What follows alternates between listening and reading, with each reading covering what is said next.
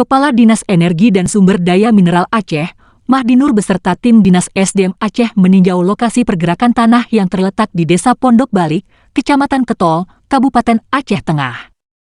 Dilihat dari foto udara Google Earth, sejak 2015 sampai tahun 2022 luas longsor telah mencapai 27.918 meter kubik. Menurut Mahdi Nur, faktor yang menyebabkan terjadinya longsoran jatuhan tanah antara lain batuan pada lokasi berumur kuarter yang berasal dari formasi gunung api lampahan dengan satuan pasir dan tuf. Satuan pasir dan tuf tersebut belum terkompaksi sehingga masih dalam bentuk material lepas. Batu dalam bentuk material lepas akan mudah mengalami pelapukan dan rentan terhadap tanah longsor bila terdapat pada lereng yang terjal.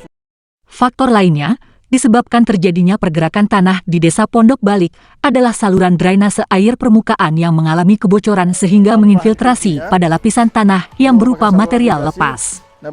Proses infiltrasi tersebut menyebabkan terbentuknya zona jenuh air pada lapisan batuan sehingga berkurangnya gesekan antar butir pasir, menyebabkan erosi lateral yang terlihat dari terbawanya material oleh air pada bagian bawah, dan meningkatkan tekanan pori tanah yang mengganggu kestabilan lereng.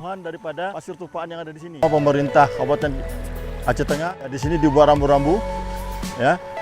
Mungkin nanti sementara dari kami begitu yang bisa kami sampaikan dulu.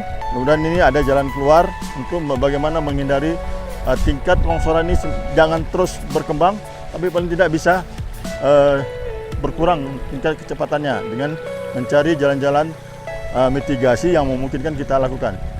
Berdasarkan hasil penyelidikan dan peninjauan lokasi pergerakan tanah di Desa Pondok Balik, Dinas SDM Aceh merekomendasikan agar segera dipasang rambu-rambu bahaya longsor di sekitar lokasi pergerakan tanah agar masyarakat dapat lebih waspada ketika melewati jalan Simpang Balik, Blang Mancung.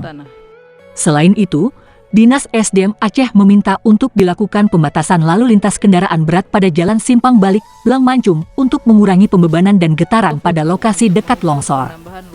Rekomendasi lainnya, masyarakat setempat dihimbau untuk tidak beraktivitas dan bermukim atau mendirikan bangunan di sekitar area longsor dan area prediksi pergerakan tanah longsor.